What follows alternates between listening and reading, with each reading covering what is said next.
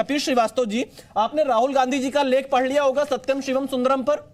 क्या आपको लगता है कि अब बीजेपी की जो पिच रही है, क्योंकि अगर हिंदुत्व की बात की जाती है तो बीजेपी का नाम आता है, क्या उस पिच पर विपक्षी दल जाकर बैटिंग करेंगे? आपके पास और मुद्दों की कमी होती जा रही है या मुद्दे हैं उसके साथ में हिंदुत्व का मुद्दा भी लेकर चलेंगे? यह आत्ममंथन है, चिंतन है, क्या है? पहली चीज ये है कि राजनीति में कोई धर्म मुद्दा होता ही नहीं और होना भी नहीं चाहिए, ये बहुत स्पष्ट है। और जहां तक उनके सत्यम शिवम सुंदरम का सवाल है, तो उन्होंने बहुत कुछ महसूस किया है, उसको उन्होंने अपने उसमें अभिलिखित किया है। और मैं एक बात ये कहना चाहता हूं कि जो हिंदुत्व का दर्शन है, उसी दर्शन की वजह से इकबाल ने एक कविता लिखी थी, शेर बल्कि कह लीजिए, कि यूनान रोम मिस्र सब मिट गए जहां से, मगर अब तक है बाकी नामो निशा हमारा, और कुछ बात है कि हस्ती मिटती नहीं हमारी, और सदियों रहा है दुश्मन दौरे जहां हमारा, और सारे जहां से अच्छा हिंदुस्तान हमारा, हम बुलबुलें हैं इसकी ये गुलशिता हमारी। अब इसको हम इसकी व्याख्या कर देते। देखिए, जो संस्कृतियों ने कट्टरता ग्रहण की वो बहुत दिनों तक सरवाइव नहीं कर सकी। जो अहिंसुषुण हो गए वो मिट्टी में मिल गई संस्कृतियां, धर्म की बात तो छोड़ दी। और जो हमारा जो दर्शन रहा है सनातनियों और पुरातनियों का, वो सहिष्णुतावादी दृष्टिकोण रहा है, सबको साथ लेकर के चलने की बात रही है, अर्थात ईश्वर अंश जीव अविनाशी और चेतन अमृत सहज सुकराज। क्या है? ईश्वर का अंश है। कौन? जीव आत्मा, जीव अविनाशी। ये चाहे पशु में हो, चाहे पौधों में हो, चाहे इंसानों में हो, जी 1,86,00,000 योनि में से कोई हो, ये हमारा दर्शन कहता है। और हमारा दर्शन क्या कहता है? विश्व बंधुत्व की भावना, कट्टर का त्याग करना, जीव मात्र के लिए त्याग और बलिदान करना। लेकिन कपीश जी जब चुनाव इतना नजदीक है और ऐसे समय इस तरह का लेख आएगा, तो जाहिर तौर पर भारत में, क्योंकि धर्म के मुद्दे पर भी बहुत राजनीति होती रही है और आप हम सभी ने देखा है, तो क्या राहुल गांधी के इस लेख को चुनाव से नहीं जोड़ा जाएगा? उन्हें चुनाव से पहले इस लेख की याद क्यों आई?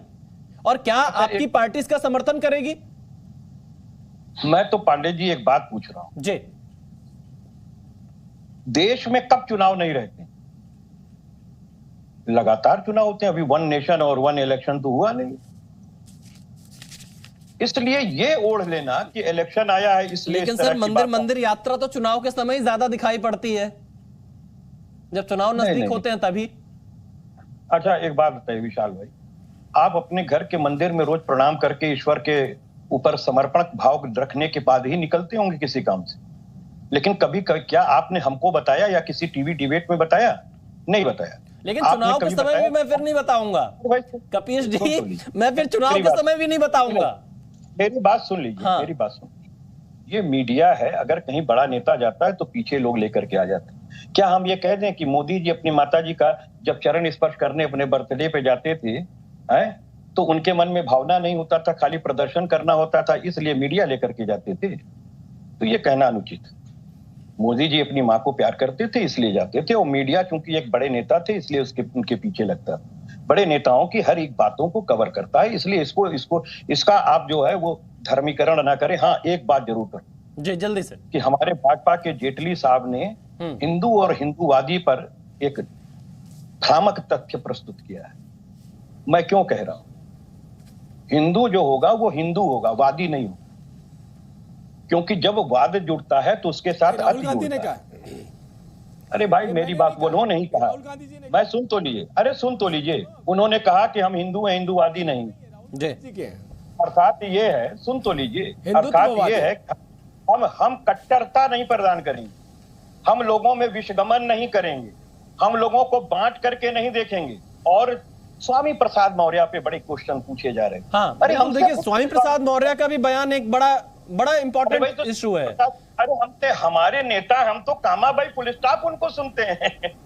तो आप समर्थन करते हैं स्वयं प्रसाद मौर्य के बयानों का कपीश जी? अरे भाई सुन तो लें, उन्होंने तो यही ना कहा, मैं सुन रहा हूं, उन्होंने तो यही कहा कि हिंदू कोई धर्म नहीं है, सनातन धर्म है। और ये उन्होंने क्यों कहा? क्योंकि हमारी सुप्रीम कोर्ट ने कहा कि हिंदुत्व और हिंदू ये जीवन शैली है, सनातन हमारा धर्म है। आप उठा करके देख लीजिए। और मैं सबसे बड़ी बात कह दूं, अभी तो हमारे एक अल्पसंख्यक मित्र जो हैं वो राहुल गांधी जी पे टांड कस रहे कि वो बतावे उनकी माँ और उनके पिता और फला और ढिमकी। शायद एक बात वो भूल रहे हैं कि आप हिंदू के दर्शन पे बात कर रहे हैं। जब हमारी हिंदू विवाह अधिनियम के अंदर स्पष्ट रूप से कहा गया है, भाषा करते हुए, कि जो सिख नहीं है, जो पारसी नहीं है, जो फला नहीं है, सुन लीजिए, यानी कि जो फला फला फला फला फला फला फला नहीं है, वो सब माने जाएंगे कि वो हिंदू है, सनातनी। चलिए देखिए, हिंदू और सनातन की बात एक बार फिर से शुरू हो रही है। मैं यही सवाल धीरेन्द्र कुमार जो एलजेपी के प्रवक्ता हैं उनसे मैं फिर आऊंगा। कपीश जी, मैं फिर आऊंगा आपके पास। धीरेन्द्र कुमार जी, स्वयं प्रसाद मौर्य रामचरितमानस पर विवादित बयान देते हैं, या हम स्टालिन का बयान सुन लें, लेकिन अब जब मध्य प्रदेश में चुनाव है, राजस्थान में चुनाव है, छत्तीसगढ़ में चुनाव है, तेलंगाना में चुनाव है, उससे पहले इस तरह की चिट्ठी आना, हिंदू धर्म पर बात करना, ये किस तरह से आप देखते हैं? क्या ये चुनावी पॉलिटिक्स का हिस्सा है? देखिए विशाल भाई, सभी लोगों को मैं सुन रहा था और ये ट्वीट मुझे तब अच्छा लगता जब उदयनिधि जी ने सनातन पे वार किया। ये मुझे तब ट्वीट अच्छा लगता और गहराई में जाता जब स्वामी प्रसाद मौर्य के बयान के बाद ये कुछ करते, मुझे और भी अच्छा लगता। प्रोफेसर चंद्रशेखर ने ज्ञान दिया था